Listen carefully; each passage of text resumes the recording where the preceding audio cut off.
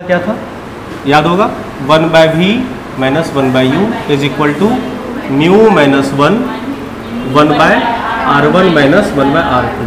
यहाँ पे ये जो म्यू है इसे ध्यान में रखिएगा कि ये क्या है, रिफ्रैक्टिव इंडेक्स ऑफ लेंस, नहीं मतलब लेंस वाला medium with respect to surrounding medium, मतलब ये है एक्चुअल में mu L by mu M. Mu M अगर सराउंडिंग एयर हो जाता था तो ये 1 हो जाता था और ये म्यू रहेगा। ठीक है, ये आपका जनरल रिजल्ट हुआ।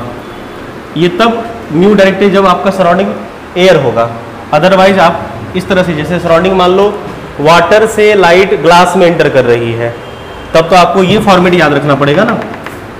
ठीक है क्या, हाँ। उसके बाद अगर एक और था हमारे पास फॉर्मूला, इसको कंपेयर जब करते थे, एक कंडीशनल था 1/f equal to mu minus 1/r1 minus 1/r। ठीक है, जैसे मान लो एक क्वेश्चन पूछा हमसे कि एक बाय कन्वेक्स लेंस है, बाय कन्वेक्स लेंस, एक बाय कन्वेक्स लेंस है, बाय कन्वेक्स ने इक्वी कन्वेक्स कह देते हैं, इक्वी कॉन्वेक्स लेंस। अगर हमने इक्वी कन्वेक्स कर दिया, इसका क्या मतलब हुआ, R1 R2 बराबर होगा, नहीं R1 इक्वल टू R2, लेकिन साइन कन्वेंशन को ध्यान रखेंगे। और ये दे रखा है आपको 10 सेंटीमीटर,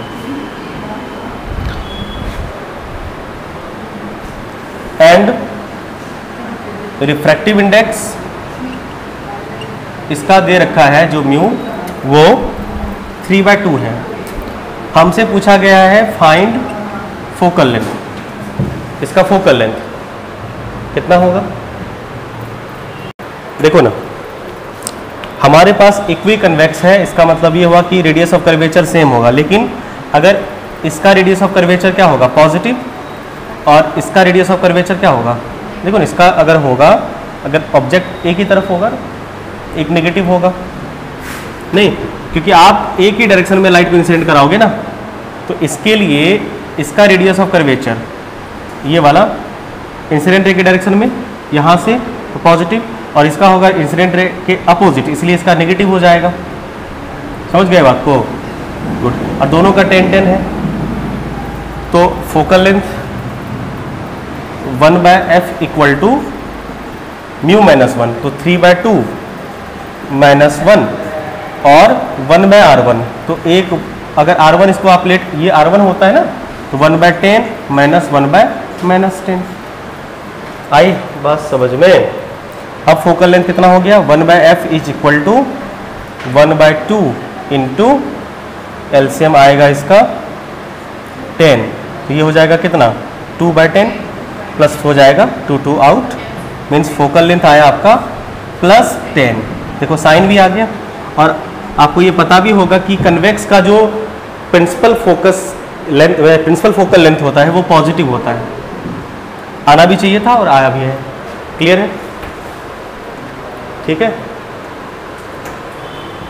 क्लियर। जैसे मान लो आपके पास एक प्लेनो कन्वेक्स है, प्लेनो कन्वेक्स पता है ना, तो प्लेनो कन्वेक्स, इसका जो रेडियस ऑफ कर्वेचर दे रखा है वो आपको दे रखा है 20 सेंटीमीटर का, और लाइट एयर से आई, ठीक है, और एयर में ही इसे जानी भी है, और इस लेंस का रिफ्रैक्टिव इंडेक्स दे रखा है 1.5। हमसे पूछा गया है इसका focal length, find focal length, बताइए। इसमें बस आपको ध्यान रखना है कि इसके लिए अगर R1 आपके पास 20 है तो R2 का क्या करोगे, तो सिंपल सी बात है, R2 तो आपको प्लेन सरफेस दिख रहा है, मतलब इसका रेडियस ऑफ कर्वेचर इन्फिनिटी होती है बस। तो 1/f equal to mu minus 1, मतलब 1.5 माइनस 1/r1 का वैल्यू 20, अगर पॉजिटिव होगा तो माइनस इन्फिनिटी, ये तो वैल्यू 0 ऐसे भी होने वाली है। आपको पता चल गया कि 1/f इक्वल टू 0.5 इंटू 1/20। ठीक है, सॉल्व करेंगे, ये आएगा आपका 1/40 पॉजिटिव, मतलब फोकल लेंथ आया +40 सेंटीमीटर। सिंपल है, ठीक। इसमें आपको फाइंड करना है position and nature of image. आपको फाइंड करना है find position and nature of image. ठीक, फर्स्ट केस में आपके पास एक कन्वेक्स लेंस होगा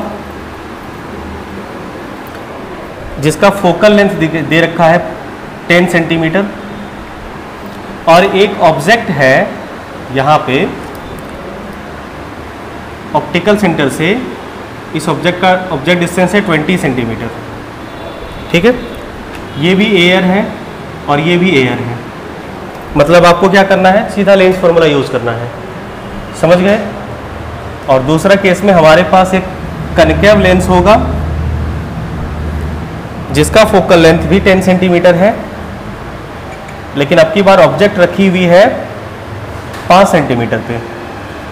ठीक है, इधर भी एयर इधर भी एयर, दोनों केस में इमेज, पोजीशन और नेचर बताएं। इस केस में सिंपल आप क्या करेंगे, लेंस फार्मूला यूज करेंगे।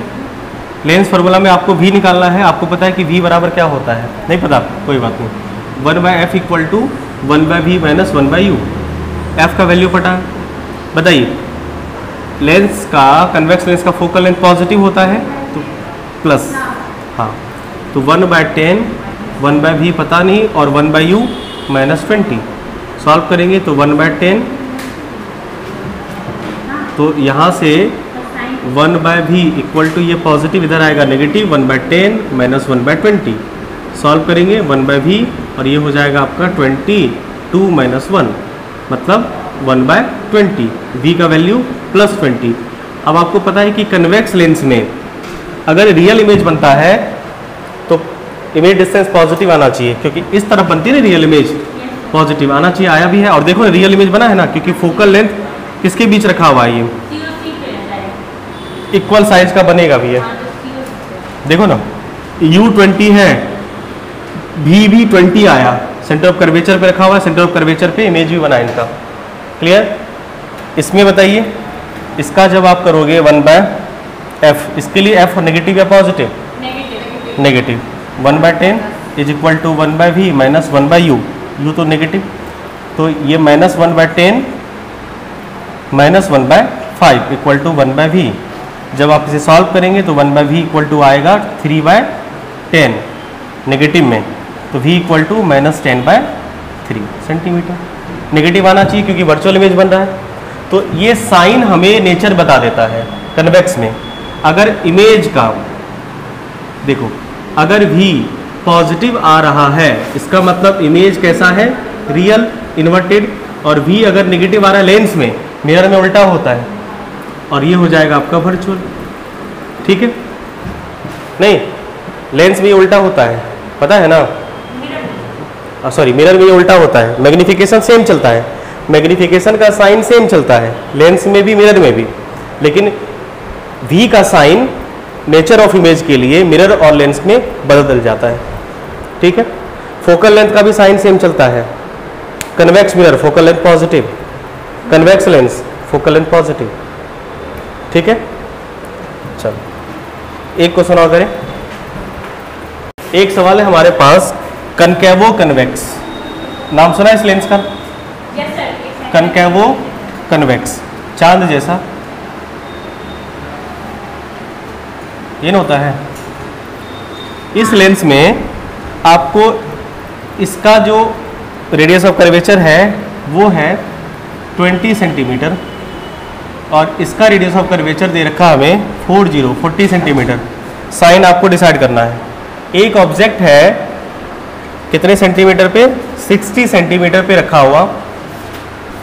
ठीक है, इंसिडेंट लाइट रे का डायरेक्शन आपको दे दिया गया, और इसका रिफ्रैक्टिव इंडेक्स दे रखा है 1.5। और ध्यान दो, इस मीडियम का रिफ्रैक्टिव इंडेक्स है 2, सराउंडिंग का रिफ्रैक्टिव इंडेक्स है 2। हमसे पूछा गया focal length of the lens बताना है, पोजीशन ऑफ इमेज बताना है।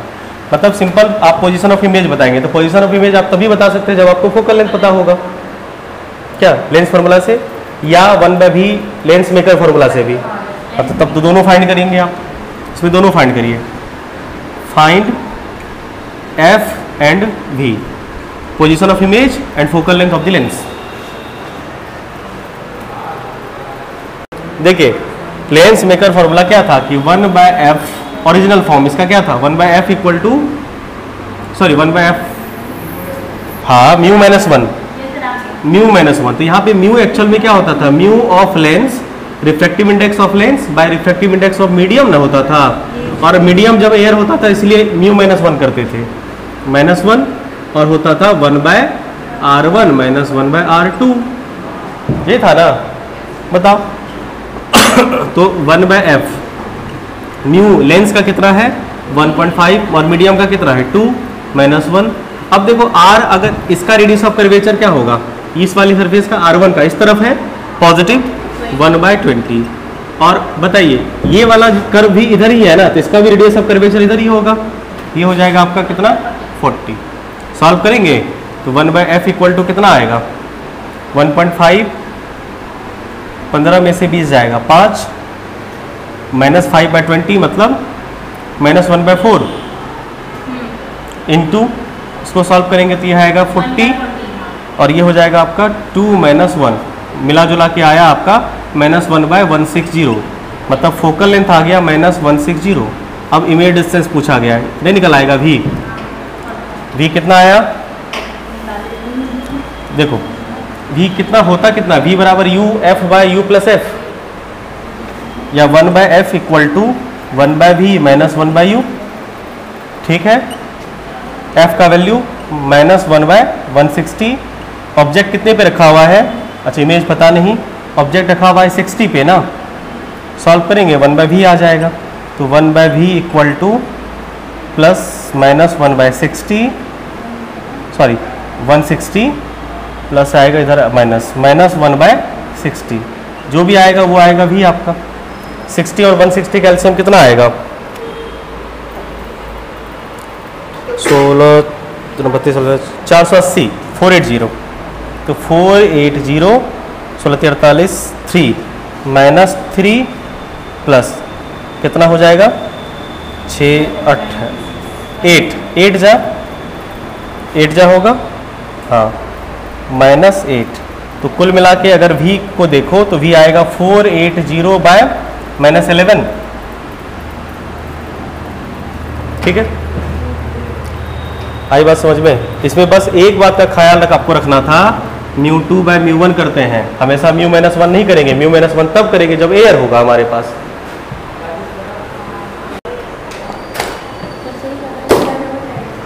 नहीं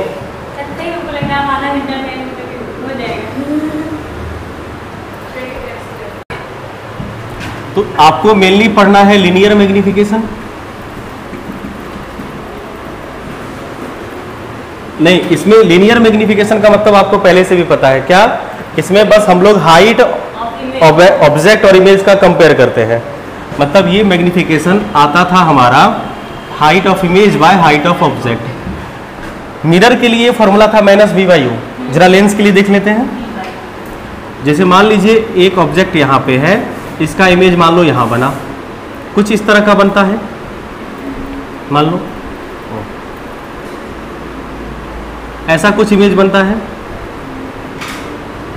तो ये हो गया हाइट ऑफ ऑब्जेक्ट, ये हाइट ऑफ इमेज, यहाँ से यहाँ तक ऑब्जेक्ट डिस्टेंस और यहाँ से यहाँ तक इमेज डिस्टेंस भी। आपको पता है कि ये दोनों ट्रायंगल जो है वो सिमिलर है, तो सिमिलर ट्रायंगल के कॉरस्पॉन्डिंग साइड के रेशियो बराबर होते हैं। अगर ये ए बी हो और ये a' b' हो और ये o हो, तो triangle AOB is similar to triangle A'-OB', corresponding side के रेशियो बराबर होंगे। तो बताइए इसका कॉरस्पॉन्डिंग साइड अगर OA होगा तो इसका कॉरस्पॉन्डिंग OA के कॉरस्पॉन्डिंग OA'। उसी तरह से अगर हम यहाँ पे AB की बात करें तो ये हो जाएगा A'-B'।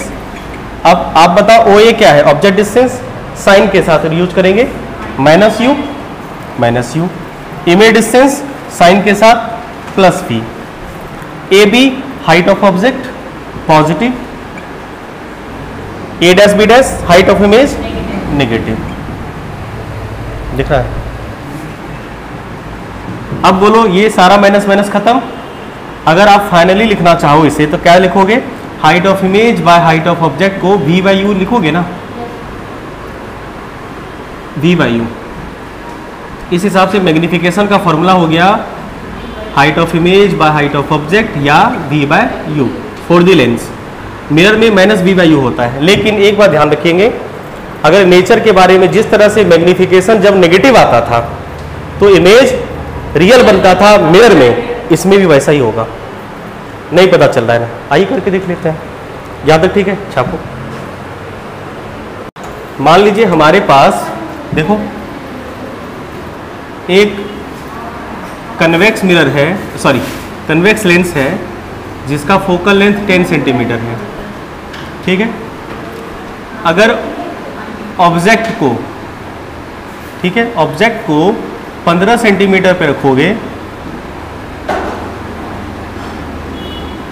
इसमें आपको बताना है, इसमें फाइंड करना है आपको मैग्निफिकेशन, ठीक है। जब ऑब्जेक्ट 15 सेंटीमीटर पे हो और जब ऑब्जेक्ट 5 सेंटीमीटर पे हो, ठीक है। दोनों केस में हमें आप मैग्निफिकेशन बताइए, magnification form by convex lens. देखो पहला वाला देखो तो इसमें v निकालो पहले, तो 1 by F equal to 1 by V minus 1 by U. Focal length तो इसका पॉजिटिव होता है ना, तो 1 by 10 equal to 1 by V minus 1 by minus 15 plus इधर आएगा तो 1 by 10 minus minus plus minus इधर आएगा 1 बाय 15, ठीक, equal to 1 by V. LCM लेंगे तो एलसीएम आएगा 30, 3 जा 2 जा इक्वल टू 1 बाय वी। तो v इक्वल टू कितना हो जाएगा, देखो ना 1 बाय 30, तो 1 by 30 equal to 1 by V. तो v का वैल्यू प्लस 30 आया, आना भी चाहिए, रियल इमेज बन रहा है, ये पॉजिटिव आना चाहिए। आइए मैग्निफिकेशन बता लें। देखो इस केस में मैग्निफिकेशन क्या हो जाएगा, मैग्निफिकेशन इस केस में हो जाएगा v बाय यू, ठीक है। देखो यहाँ पे v का वैल्यू कितना प्लस 30 और u का वैल्यू कितना माइनस 15, तो माइनस 2, मैग्निफिकेशन कितना आया माइनस 2 पहले केस में। सेकंड वाले केस में क्या है हमारे पास, सेकंड वाले केस में u कितना है 5 सेंटीमीटर ना, तो 1 by F 1 by V minus 1 by U. F का वैल्यू 10 ही रहेगा, v का पता नहीं और u का माइनस 5 रखे हुए, बोलो सॉल्व करोगे तो 1 by 10 minus 1 by 5 equal to 1 by V. बताइए 1 by 10 equal to, sorry LCM लेंगे आएगा कितना 10, 1 minus 2 equal to 1 by V, तो minus 1 by 10 equal to 1 by V, ठीक। तो v इक्वल टू कितना हुआ है, हाँ माइनस 10। ये अब इस केस में मैग्निफिकेशन बताइए तो m इक्वल टू होता है v बाय यू। v का वैल्यू माइनस 10 और u का वैल्यू माइनस 15 है, ओह यू 5 ना है, हाँ माइनस 5, तो ये कट के कितना आया 2, तो मैग्निफिकेशन प्लस 2 आया। अब याद करिए मिरर में भी क्या ऐसा ही होता था, जब रियल इमेज बनता था तो मैग्निफिकेशन नेगेटिव होती थी। क्या ये रियल इमेज है, साइन देख के पता चला रियल इमेज है, तो मैग्निफिकेशन नेगेटिव आया। क्या ये वर्चुअल इमेज बना रहा है, जब ऑब्जेक्ट फोकस और ऑप्टिकल सेंटर के बीच है तो इमेज कैसा बना, वर्चुअल, मैग्निफिकेशन पॉजिटिव है। तो इस हिसाब से आप ये याद रख सकते हैं कि अगर नहीं, मतलब ये हुआ कि मैग्निफिकेशन हम लोग वही करेंगे, नेगेटिव लेंगे फॉर रियल इमेज और मैग्निफिकेशन पॉजिटिव लेंगे फॉर वर्चुअल इमेज, ठीक है। चलिए नोट कर लीजिए, सवाल एकदम स्पष्ट है कि क्वेश्चन पढ़ने से ये तो पता नहीं चल रहा है कि ये जो 4 टाइम्स मैग्नीफाइड इमेज है तो मैग्निफिकेशन है ना, तो मैग्निफिकेशन कितना है 4, लेकिन ये मैग्निफिकेशन रियल इमेज क्योंकि कन्वेक्स लेंस है, तो कन्वेक्स लेंस दोनों तरह का इमेज बनाता है, वर्चुअल मैग्नीफाइड भी बनाता है और रियल मैग्नीफाइड भी बनाता है। सवाल पढ़ने से आप रियल कैसे सोच सकते हैं, क्योंकि मैग्नीफाइड है तो वर्चुअल भी हो सकता है ना, क्या। तो इस केस में क्या करेंगे, जब आपको ये पता ना चले सवाल से कि रियल इमेज है कि वर्चुअल इमेज है, उस केस में आपको दोनों केस लेके चलने होंगे। ठीक है, एक केस में हम लोग मैग्निफिकेशन -4 लेते हैं, मैग्निफिकेशन बराबर v/u इक्वल टू -4। ठीक है, आई बात समझ में? तो v इक्वल टू हो जाएगा -4u। फोकल लेंथ दे रखा है, कन्वेक्स है फोकल लेंथ, तो 1/f equal to 1/v minus 1/u, 1/v, v की जगह पे -4u माइनस u। u अपने मन से नेगेटिव मत रखिएगा क्योंकि वैल्यू नहीं ना पता है। एलसीएम लेंगे तो एलसीएम आएगा 4u, ये हो जाएगा आपका कितना -1 -4। जब आप इसे सॉल्व करेंगे तो 1/f इक्वल टू कितना आएगा? अच्छा f तो पता है ना, 1/10 इक्वल टू -5/4u। सॉल्व करेंगे तो u इक्वल टू आ जाएगा आपका हाँ -50/4 या 25/2 centimetre negative. Object distance negative आना चाहिए, आया भी है।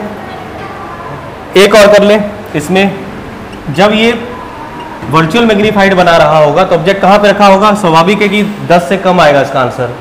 नहीं, सॉल्व करेंगे तो v/u इक्वल टू +4, तो v equal to 4u, 1/f equal to 1/v minus 1/u।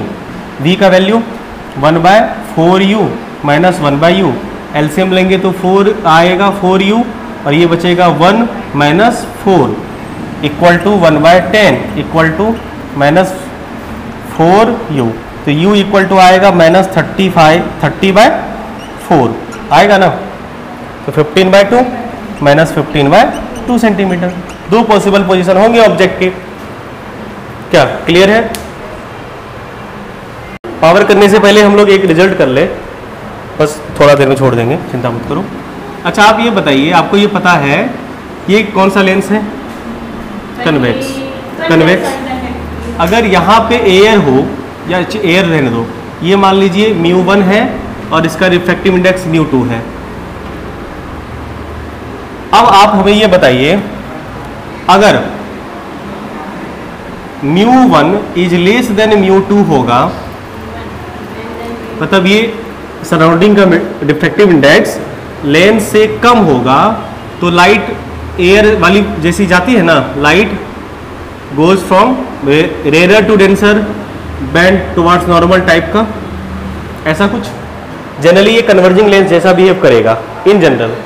But अगर ऐसा हो जाए कि हमारा जो लेंस का सराउंडिंग का मीडियम है, रिफ्रैक्टिव इंडेक्स है, वो लेंस से ज़्यादा हो जाए, जैसे मान लो कुछ भी ऐसा रिफ्रैक्टिव इंडेक्स, हाँ, तो क्या होगा? आइए देखते हैं इस केस में क्या होना चाहिए। देखो, लाइट जब इस मीडियम से इस मीडियम में जाएगी, बैंड अवे फ्रॉम नॉर्मल,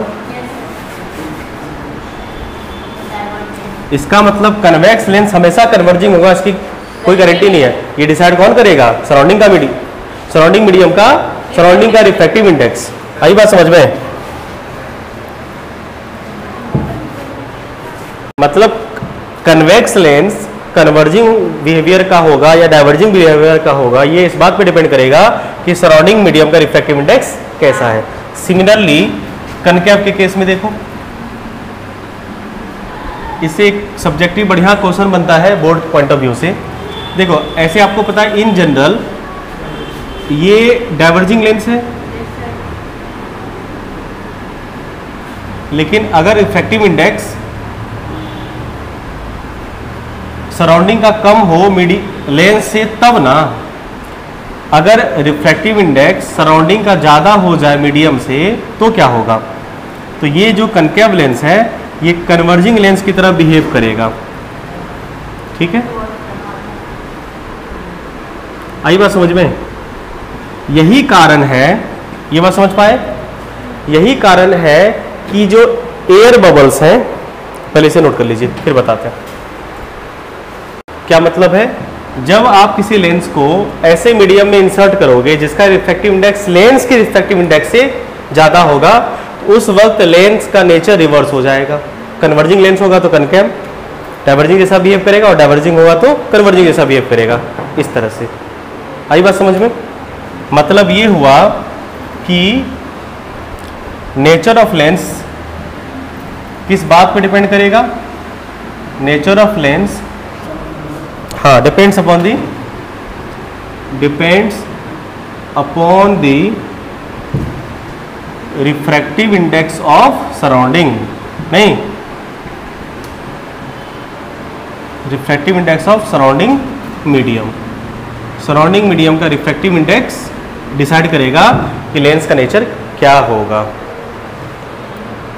यही कारण है कि जब एयर बबल नहीं, और यही एक रीजन है, समझ लो, कि जो एयर बबल है, एन एयर बबल जिसका जनरल शेप कैसा होता है एयर बबल का, स्फेरिकल या कन्वेक्स इन शेप, नहीं, बिहेव्स लाइक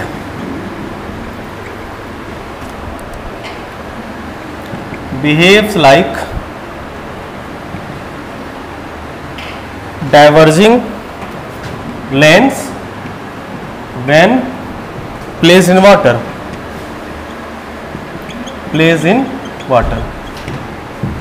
जब इसे आप वाटर में प्लेस करोगे। जैसे देखो,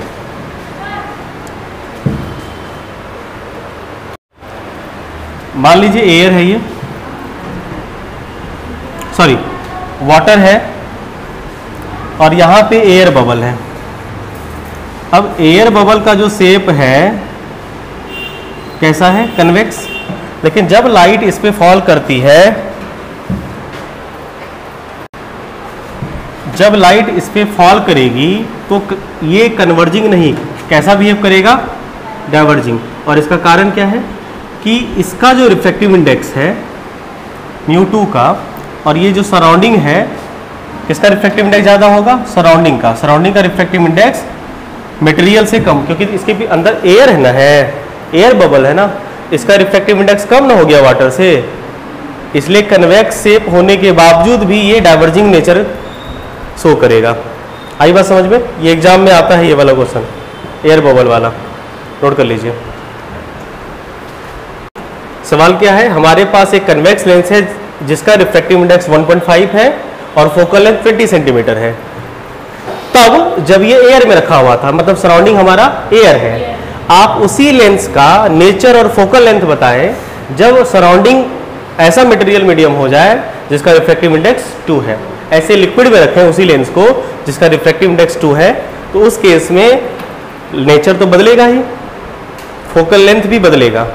नया वाला फोकल लेंथ बताएं। तो कैसे सॉल्व करेंगे, एक से निकाल के दूसरे में पुट करेंगे, जरूरत नहीं है, रेशियो कर दीजिएगा, कट जाएगा। देखो ना, केस 1 में जब हमारे पास एयर है, जब ये एयर में रखा हुआ है, उस केस में क्या रिलेशन लिखाएगा, 1/f इक्वल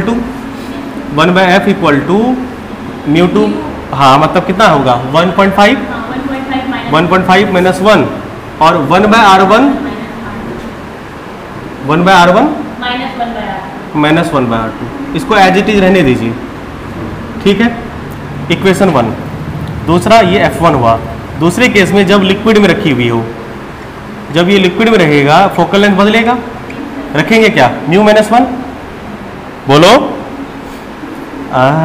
μ-1, हाँ, μ2/μ1, μ2 कौन है, लेंस, मतलब 1.5/2 ना, -1, और ये 1/r1 -1/r2 रहने दीजिए। इक्वेशन 2 डिवाइड कर लीजिए ना, देखो ये वाला पूरा पार्ट खत्म हो जाएगा, इसकी जरूरत ही नहीं पड़ेगी आपको, ठीक है। तो from equation 2 divide by equation 1, तो 1/f2, 2 कहाँ चला जाएगा, नीचे है, 1/f2 न है रे, 1/f2 bye 1/f1 is equal to, ये वाला टर्म रहेगा ऊपर, तो 1.5 - 2/2 डिवाइड बाय 1.5, इसको कितना लिखोगे, 0.5 ना। चलिए सॉल्व करेंगे, तो बताइए, f1 चला जाएगा ऊपर, f1/f2 is equal to, minus आएगा ना, -0.5/2 इंटू 0.5, आई बात समझ में, तो -1/2। बताइए f1 का वैल्यू कितना था, F1 का वैल्यू 20 सेंटीमीटर, तो F2 इक्वल टू, यहाँ से देखो F2 equal to -2 times of F1, तो -2 टाइम्स ऑफ 20 मतलब -40 सेंटीमीटर। नेचर तो बदला ही बदला, फोकल लेंथ भी बदल गया सर। नेचर बदलने के साथ साथ फोकल लेंथ भी बदला है। एक बार देख लीजिए अच्छे से, मतलब एक तो फोकल लेंथ सराउंडिंग मीडियम के रिफ्रैक्टिव इंडेक्स पे डिपेंड करता है। किसी भी लेंस का फोकल लेंथ सराउंडिंग मीडियम के रिफ्रैक्टिव इंडेक्स पे निर्भर कर रहा है। एक तरीका और है फोकल लेंथ को चेंज करने का, काट देते हैं लेंस को, देखते हैं कट करने से क्या होता है। ठीक है, कटिंग ऑफ लेंस,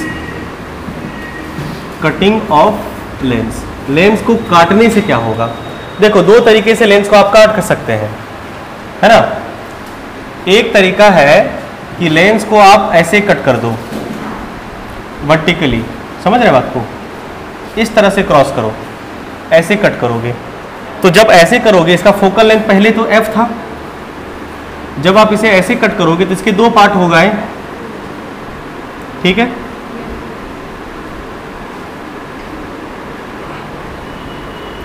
अब इच इंडिविजुअल पार्ट का फोकल लेंथ क्या वही रहेगा कि आधा हो जाएगा। कॉमन सेंस कहता है आधा हो जाएगा, ठीक है, जबकि बिल्कुल ऐसा नहीं, 2 गुना हो जाएगा। बोलो क्यों? ट्वाइस हो जाएगा। बोलो क्यों? एक का निकालो ना। मान लीजिए बाइफोकल है, R1 R2 सेम है, ठीक है, इसमें तो R1 इन्फिनिटी हो जाएगा, मतलब R2 इन्फिनाइट हो जाएगा। R2 रखो, सॉल्व करो, तब ज़्यादा आ जाएगा।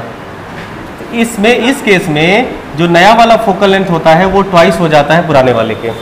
कारण है प्लेनो कन्वेक्स आ गया, अब ये प्लेनो कन्वेक्स बन जाएगा। इस तरह से कट करने पे अगर आप इसे वर्टिकल कट करते हो तो फोकल लेंथ ट्वाइस हो जाएगा। क्लियर है? आई बात समझ में? बट अगर आप इसे हॉरिजॉन्टल कट करोगे, अगर आप इसे हॉरिजॉन्टली कट करोगे आपको ऐसा मिलेगा, एक पार्ट ऐसा मिलेगा और एक पार्ट ऐसा मिलेगा। इसका फोकल लेंथ क्या रहेगा?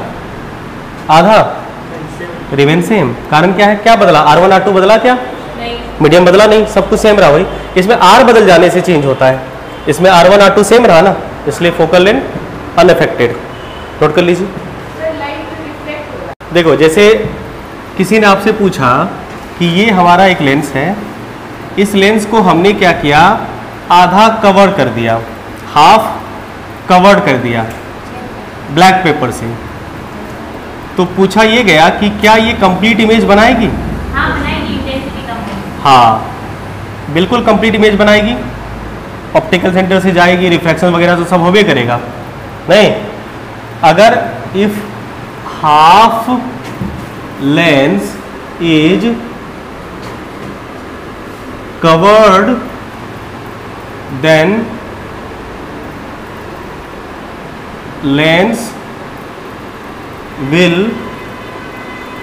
form complete image of object, but intensity will fall, intensity fall करेगी। ठीक है, नहीं इमेज तो कंप्लीट बनाएगा, रे डायग्राम कर लीजिएगा, कंप्लीट इमेज बनाएगी। बस इमेज जैसे बिना कवर्ड की जो इमेज बन रहा था और कवर्ड करने के बाद जो इमेज, दोनों की इंटेंसिटी में, ब्राइटनेस में चेंज आएगा। बाद वाला जो इमेज बनेगा कवर्ड वाले हिस्से से, मतलब कवर्ड वाले सिचुएशन के बाद उसका इमेज बना हुआ थोड़ा डीम होगा, ब्राइटनेस कम होगा। आपको पता है। एक और सवाल इसमें बनता है बड़ा खूबसूरत सा, जैसे आपको पता है, ध्यान देना, जैसे आपको पता है कि ये लेंस अगर है, अभी इसका रिफ्रैक्टिव इंडेक्स म्यू है। एक काम करते हैं, इसको हम लोग हाफ हाफ अलग अलग ट्रांसपेरेंट मटेरियल, जैसे एक मान लो एक पार्ट μ1 डाल दिए और एक μ2 डाल दिए, ठीक है। तो अब क्या होगा कि दो डिफरेंट तरीके का रिफ्रैक्शन होगा। तो इसका मतलब इसमें क्या होगा कि ये भी एक सेपरेट लेंस जैसा बिहेव करेगा, ये भी एक सेपरेट लेंस जैसा बिहेव करेगा। मतलब नंबर ऑफ इमेज कितना होगा? बिल्कुल, नंबर ऑफ इमेज कितना बनेगा? एक ही ऑब्जेक्ट के दो इमेज बनेंगे। नंबर ऑफ ऑब्जेक्ट कितना, सॉरी इमेज कितना हो जाएगा? कितने होंगे? दो। आई बात समझ में? या अगर मान लो यही सवाल पूछ दिया जाए आपसे, देखो पहले देख लो, जैसे इसमें मान लो μ1 μ2 μ3 तीन रिफ्रैक्टिव इंडेक्स डाल दिए इस लेंस का, सारी ट्रांसपेरेंट है, कितना इमेज बनेगा? जितना रिफ्रैक्टिव इंडेक्स होगा उतने ही इमेजेस बनेंगे। क्लियर है? छाप लीजिए। क्या हो अगर लेंस को सिल्वर कर दिया जाए? नहीं, देखो तो जरा, आपने इस लेंस को सिल्वर कर दिया, इस वाले किसी एक पार्ट को, तो ये कैसा बिहेव करेगा? ध्यान देना, इसमें क्या होने वाला है, इसके तीन हिस्से होंगे। देखना, एक बार लाइट पहले किस में जाएगी? बिल्कुल, एक बार लेंस, लाइट को लेंस दिखेगा, फिर जब ये यहां तक पहुंचेगा लगेगा ओहो गलती हो गई, मिरर है। नहीं समझे? एक बार लाइट लेंस को सोच के रिफ्रैक्शन करने वाला रहेगा या करना चाहेगा, लेकिन ये लाइट रे क्या होने वाला है, इसको तो एक मिरर का सामना करना पड़ेगा। डिपेंड करती है कि आप पेंट बाहर से करोगे, अंदर घुस के तो पेंट कर नहीं सकते, तो इसको, इस लाइट रे को इस मिरर का सामना करना पड़ेगा। ठीक है? नहीं, और ये मिरर रिफ्लेक्शन वगैरह कुछ करेगी, लेकिन जब ये लाइट रे रिफ्लेक्ट होके जा रही होगी एकदम से चिल होके, फिर पता चला अच्छा फिर तो सामने इसका सामना होने वाला है लेंस से। मतलब अब ये लाइट रे जो है, ये वाली जो लाइट रे रिफ्लेक्ट होकर आने वाली है वो किस पे फॉल करेगी? इस वाले सरफेस से ऐसे कुछ आ रही होगी, इस वाली सरफेस पे फॉल करेगी? नहीं, ऐसा कुछ होगा, मान लो light goes from radio denser वगैरह कुछ मैटर होगा इसमें, ऐसा कुछ लाइट जाएगी, ऐसा कुछ होगा, फाइनली ऐसे निकलेगी लाइट। नहीं, ये लाइट रे ये है और ये लाइट रे ये है ना। ओवरऑल हमको पूछा क्या जाता है? पूछा जाता है इसका पावर ओवर या ये फोकल लेंथ वगैरह कुछ। देखिए, पावर या फोकल लेंथ जनरली पूछा जाता है। हम लोग फोकल लेंथ के बारे में बात कर लें, ठीक है? देखो, अगर हम लोग रिजल्टिंग फोकल लेंथ लिखना चाहेंगे, इंडिविजुअल का फोकल लेंथ लिख लें। इसका focal length 1 bye focal length of lens plus focal length of mirror होता है फोकल लेंथ ना। हाँ, मिरर का फोकल लेंथ कुछ होगा, फोकल लेंथ ऑफ मिरर, उसके बाद फिर focal length of same lens with sign convention के साथ हम लोग रखेंगे। जब इसको आप सॉल्व करेंगे, आपको दिख रहा है कि लेंस दो बार आ रहा है, इसको कर सकते हैं twice focal length of lens plus 1 bye focal length of mirror. अब आपको पता है कि फोकल लेंथ कैसे निकलता है? रिफ्रैक्शन फार्मूला से पुट पार्ट करेंगे और ये फाइनली रिजल्ट आ जाएगा आपका कितना। ये हम छोड़ दे रहे हैं डेरिवेशन आपके लिए, कर लेंगे। नहीं भी कर पाएंगे तो आपका कुछ बिगड़ेगा नहीं। F equal to R by 4 times mu minus 2। Mu क्या है? रिफ्रैक्टिव इंडेक्स ऑफ लेंस, मतलब μ2 बाय μ1, ठीक है, माइनस 2। जब आप यहाँ पे रिफ्रैक्शन फॉर्मूला पुट करोगे ना, FL निकालोगे ना, इसके लिए भी निकालोगे, FM निकालोगे, फिर पुट करोगे, सॉल्व करोगे, करके रखना ना, क्या ये रिजल्ट आएगा एक बार चेक करना। बाय कन्वेक्स कर लेना, R अगर लोगे ना तो बाय कन्वेक्स कर लीजिएगा, R1 R2 सेम। क्लियर है? ये बाय कन्वेक्स वाले के सिचुएशन में जनरली होता है। और भी बहुत सारी बातें हैं जो हम लोग करेंगे आराम से। आज के लिए इतना ही।